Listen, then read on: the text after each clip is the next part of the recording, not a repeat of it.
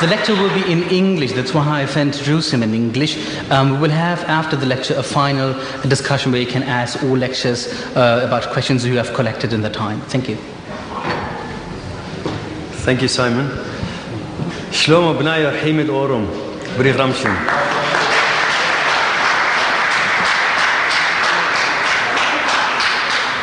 أم حبول أجمع لك مش غنوا بلشوا نيدا نوسريو يوم ولو قدرنا سويدويو استي ولو عربويو وحيلا دالوه بس الشاطو ترتيح حالك كذا لكم داوامنا ليدي أدلى اليوم بلشوا إنجليشيو يوم هكذا بصر كشتي دوال خن شوالي أو تكليفي خد كنا حاضرين مسانتين عليكم. Before I will embark on my mission or start with my speech today, or rather lecture, I would like to make 2 points. I've been listening all day to what previous lecturers have said, and although I didn't understand everything, I think I understood 2 things about which I would like to make brief comments now. The first one is about Dr. Joseph, a very dear friend of mine. He was talking about Tur Abdin Aramaic, or Toroyo.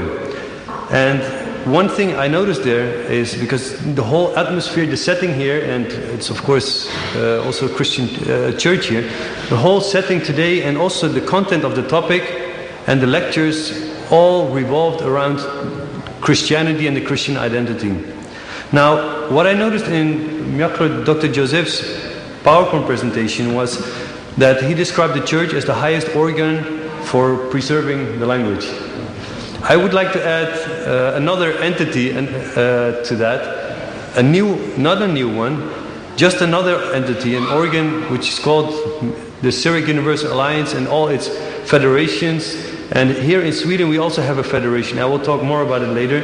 And we have here the chairman or chairwoman of our Swedish Federation, it's Arzu Alan. Thank you for coming, Arzu.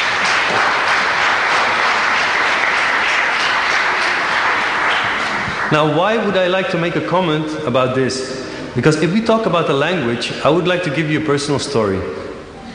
Until my 18th, like ages ago, I didn't speak Aramaic. I've learned Aramaic at a later age. It's my mother language though.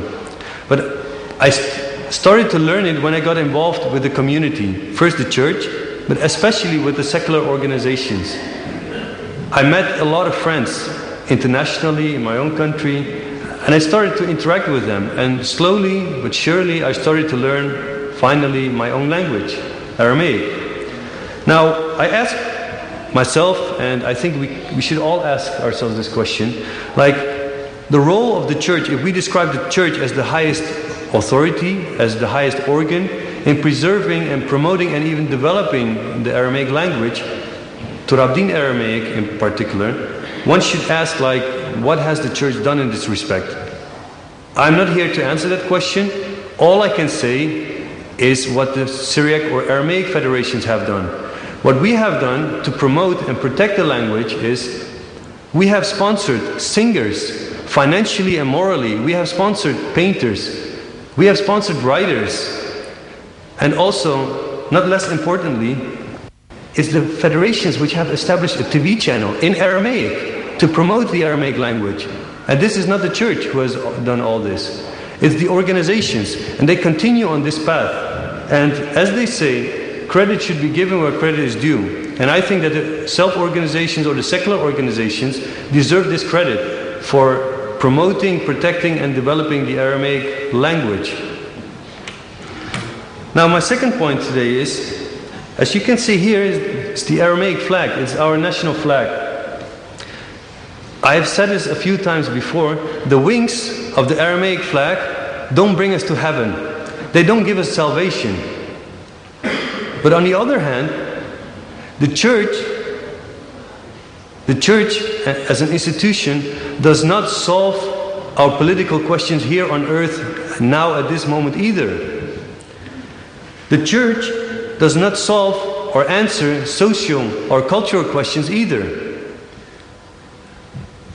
At this very moment, hundreds of thousands of square meters of land are being stolen from our people in Tur Abdin.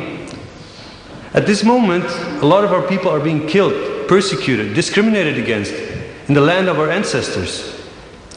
The church, I'm sure they have a role in all this, in protecting our people, giving them morale and hope. But I don't see the church today negotiating this urgent question of the endangered position of our people at the United Nations, or the Council of Europe, or the European Union, or national governments, let alone in the land or in our homeland.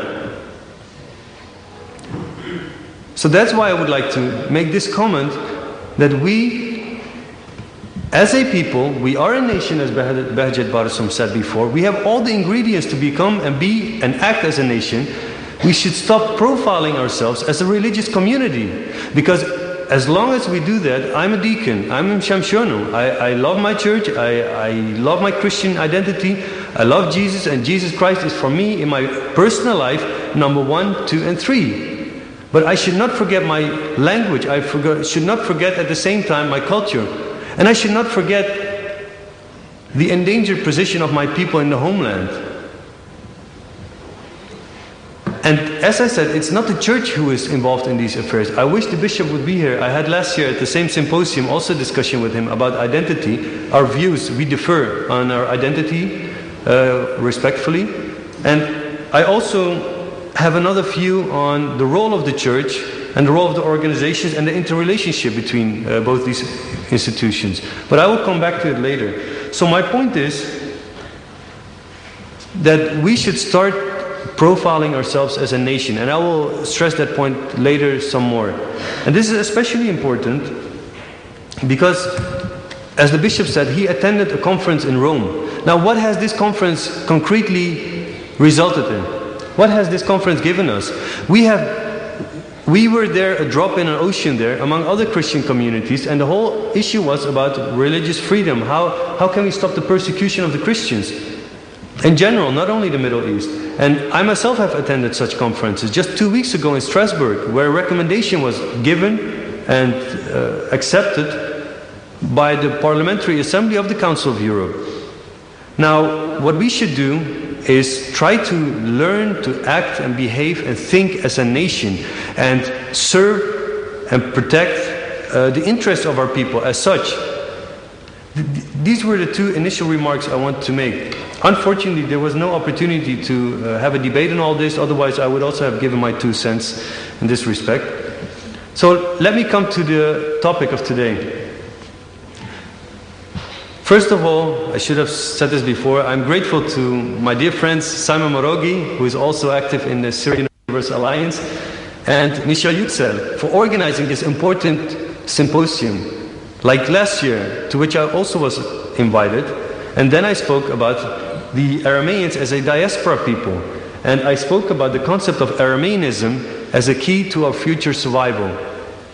Now this year I wanted to talk about something else. This year I want to talk about the Syriac Universal Alliance, and more specifically about our people, and just philosophize with you, with all of you here, and brainstorm about what our mission exactly is in this world and among each other, and whether or not we have a vision for the future. Now, I have selected just 6 points, actually 5 with a conclusion.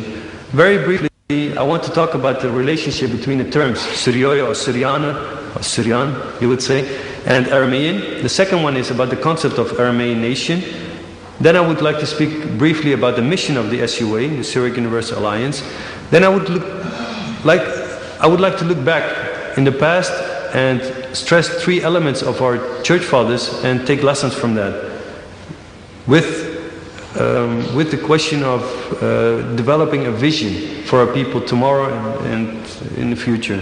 Then finally, I would like to read something aloud from a nationalist, a Jewish nationalist who has been successful. Now, the topic of my speech is, as you can see, the Aramean nation, or the Aramean Syriac nation, a mission with a vision.